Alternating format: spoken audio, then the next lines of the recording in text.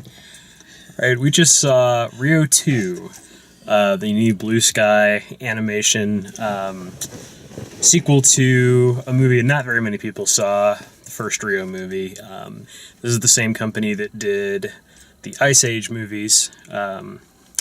And the way this show works, generally we kind of give a first impression, kind of tell you whether we like the movie or not, so that if you don't want to have any spoilers or any of those sorts of things, you can kind of see whether we liked it or not, and then tune out, go see it if you're interested, or listen on if you're not interested or have already seen it.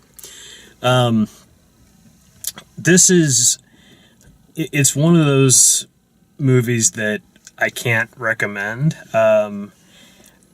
I didn't enjoy it. There were bits and pieces of it that were interesting or funny, or every once in a while there'd be something that was visually appealing, but overall it's just kind of a mess. They throw a lot of different things at the screen. It's not offensive or boring or undercooked or anything like that. There's just so many characters, not very much in the story is very, very basic. It seems like it goes on longer than it is, and it's certainly a kids movie that is only a kids movie. Adults are not going to enjoy this at all, and kids aren't going to remember it the next day. It's a movie that you'll see and completely forget about. I won't remember anything about this movie in an hour. So that's kind of my general overview. I wouldn't recommend it, and I wouldn't even say it's one to take the kids to see. No, I think it was telling that the 2-year-old child next to us was done halfway through. It couldn't even hold a child's attention for that long. And the music was terrible. Yeah. I felt like if they had done more music, I think it would have been better, actually. Mm-hmm. I didn't have too much of a problem with the music overall. It was nice to change it up from just slapstick. Yeah. Just a nonstop, throwing things at the screen. Yeah. But for all the characters that it threw at us, I don't know the three kids' names. No. I don't really know what differentiates them besides their size and one of them was supposed to be sort of a moody teenager. I got that. Yeah. A little. Anne Hathaway got top billing for not the most not the central character. I think probably because she sings, and probably because she's more well known than Jesse Eisenberg, or more of a name draw. As far as why did this movie get made? So the first one didn't do great in the US, but it did really well internationally. Which, Blue Sky is trying to get another Ice Age style of franchise going. And this movie, it doesn't feel as... one thing, it visually it's more interesting than Ice Age. There's a lot more to do in a jungle setting than there is in sort of the Ice Age and the kind of wilderness settings that they had in their older movies. But they don't really use it all that effectively. And for a movie that's computer generated and in 3D, they don't really use the 3D very effectively either. I thought that several times that I didn't. It's really strange. A lot of the scenes are composed like they're two-dimensional. The composition of the scene is two-dimensional. The movement is two-dimensional. Things that things that you would have to do if you were shooting a live action movie, they do in this movie for some reason. I actually thought there would be more scenes where you were like in the midst of the birds. Like I thought that would have been cool if the 3D sort of made it seem like you were flying with them or you were in the jungle with them, and I didn't get that. You never feel like you're in the feeling. jungle. You always feel like there's a camera focused on one or more characters, and then way in the background there's trees. Yeah. And the trees aren't 3D. The trees No. aren't really part of the action, part of the environment.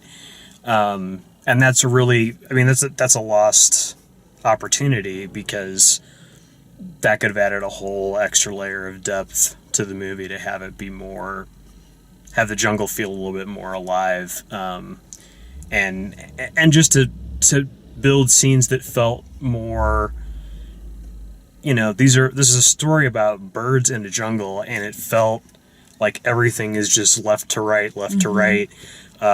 There's a scene where they play soccer, but it's, you know, because it's birds playing soccer, it looks like Quidditch from Harry Potter, and it's less exciting than Quidditch.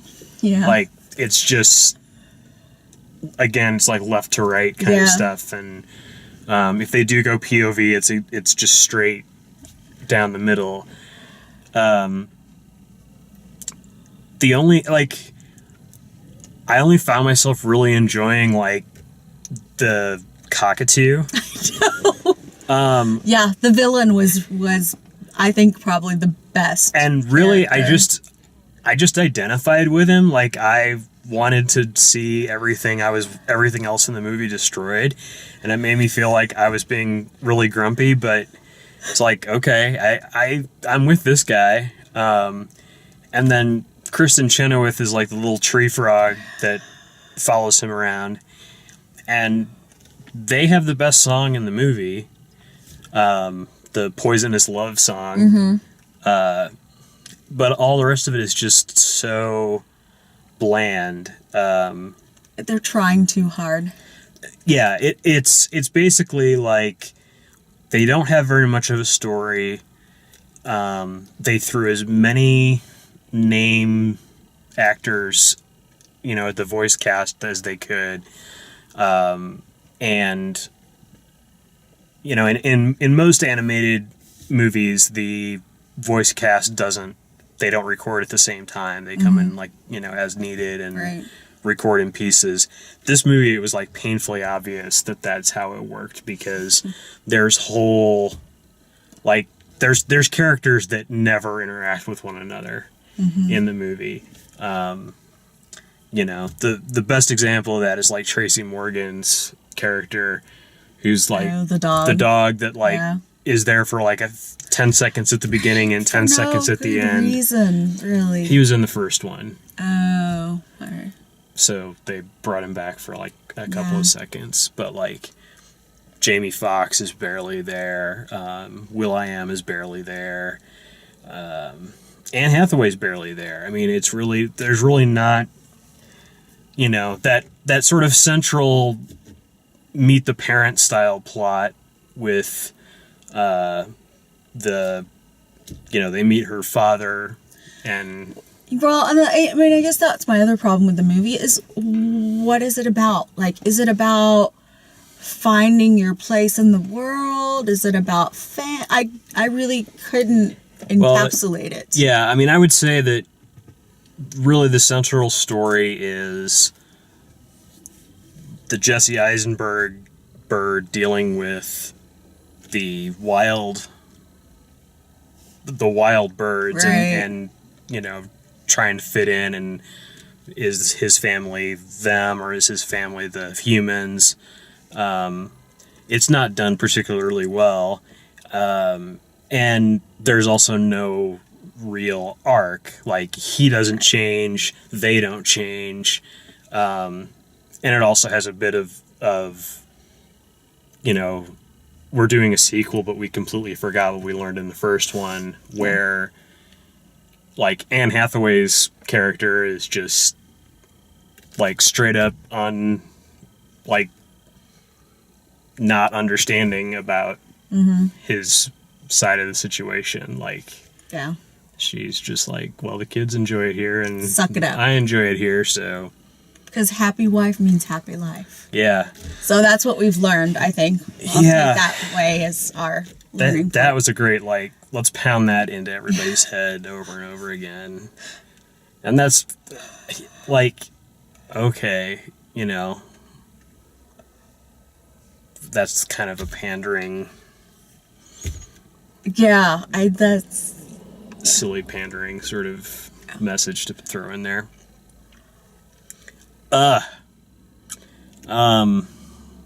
yeah, I don't know who I would recommend this to.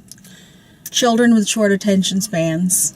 Yeah, it's dreadful. Don't see it. Especially with so many other good movies that have come out this year. The Lego Movie is a 4-star animated movie. It's worth seeing for anybody. For family movies, Peabody and Sherman is way better than this. There's just no reason to bother with 302. But anyway, that's kind of our thoughts on it. Hope you enjoyed our video review. If you'd like, you can check out our others on YouTube, and written reviews will be posted on DaleMaxfield.com.